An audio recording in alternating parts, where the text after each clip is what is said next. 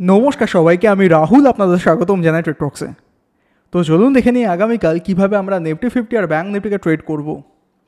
সাথে আজকের মার্কেট কেমন ছিল, আজকের মার্কেট অনুযায়ী আমরা কী কী প্ল্যান রেডি করেছিলাম ট্রেড নেওয়ার জন্য, সেগুলো কিন্তু স্টেপ বাই স্টেপ জানবো।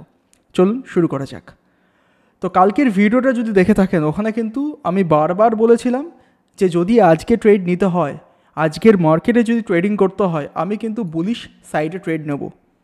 বারবার কিন্তু কালকের ভিডিওতে আমি বাই কথাটা উচ্চারণ করেছিলাম, মনে আছে? পারলে ভিডিওটা আরেকবার দেখে নিন, তাহলেই বুঝতে পারবেন। তো আমরা কি বলেছিলাম নিফটি 50-র ক্ষেত্রে, যে আমরা বলেছিলাম প্রাইস এখানে একটা রেজিস্ট্যান্স তৈরি করে দিনের শেষে কিন্তু এখানে ক্লোজ দিয়েছিল।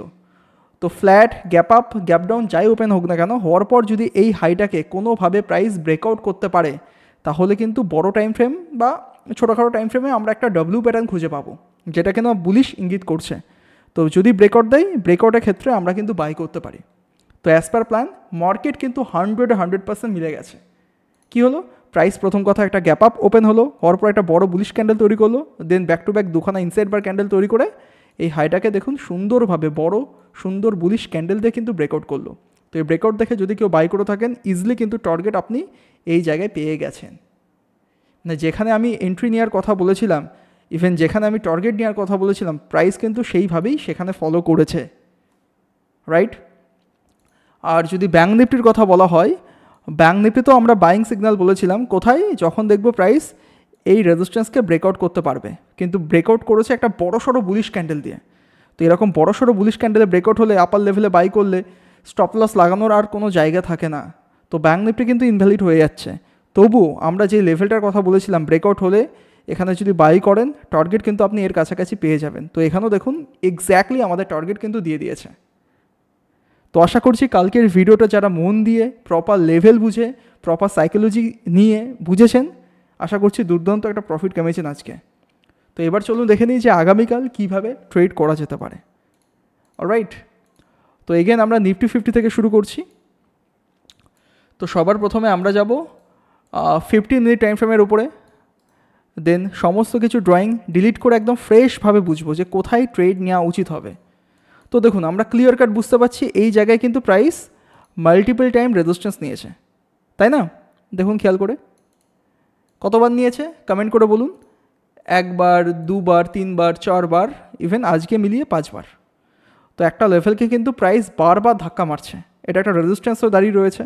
তো আগামীকাল যদি দেখে রেজিস্ট্যান্সকে প্রাইস একটা ভালো বুলিশ ক্যান্ডেল দিয়ে ব্রেকআউট করছে, তো অবশ্যই কিন্তু আমি আবারও বাইংয়ের সাইডে বসবো, মানে বুলিশ সাইডে বসবো। ছোট্ট এসে লাগাবো, টার্গেট হবে 1:2 গেল। আর যদি কালকে দেখি প্রাইস গ্যাপ ডাউন ওপেন হয়েছে, তাহলে কি হবে? তাহলে কিন্তু তখন এটা আবারও আমার কাছে রেজিস্ট্যান্সও দাঁড়িয়ে থাকবে। যখন প্রাইস এর কাছাকাছি আসবে, এখান থেকে দেখবো প্রাইস রেজিস্ট্যান্স পাচ্ছে কি পাচ্ছে না। যদি পাই তখন সেলিংয়ের কথা ভাববো।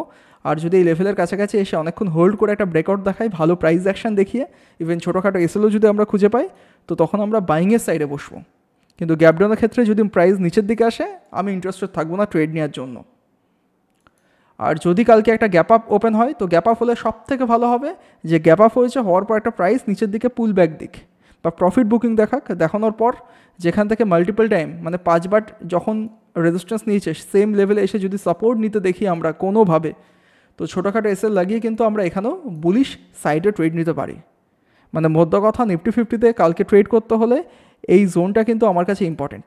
এবার জোনটার লেভেল একটু বলে দিই, ওই 24,316 থেকে শুরু করে 24,361, ওই নিয়ার অ্যাবাউট 50 পয়েন্টের একটা জোন আছে।